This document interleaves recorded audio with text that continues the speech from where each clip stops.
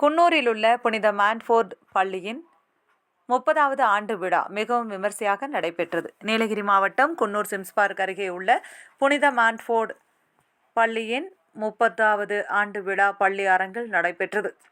விழாவிற்கு பள்ளியின் தாளாளர் மற்றும் தலைமை ஆசிரியர் அருட்சகோதரர் டாக்டர் ஏ. தாமஸ் செல்வம் தலைமை வகித்தார். விழாவிற்கு சிறப்பு விருந்தினராக அருட்தந்தை ஜெயக்குமார் கலந்து கொண்டார்.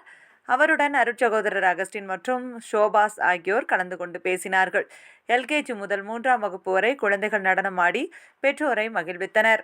4ஆம் வகுப்பு மற்றும் 5ஆம் வகுப்பு மாணவர்கள் கற்காலம் முதல் இக்காலம் வரை உள்ள நிகழ்வுகளை நாடகத்தின் மூலமாகவும் நடனம் மூலமாகவும் வெளிப்படுத்தினர். இவ்வாண்டு பள்ளியில் நடைபெற்ற பல்வேறு போட்டிகளில் வெற்றி பெற்ற மாணவர்களுக்கு பரிசுகள் வழங்கப்பட்டது. சிறப்பு விருந்தினர்கள் குழந்தைகளின் நிகழ்ச்சிகளை கண்டு வெகுவாக பாராட்டியதுடன் பெற்றோர்களையும் பாராட்டினர். பள்ளியின் தாளாளர் அருட்சகோதரர் தாமஸ் செல்வம் அவர்கள் பெற்றோர்களுக்கு காலம் தவறாமையை பற்றி கூறி குழந்தைகளை வெகுவாக பாராட்டினார்.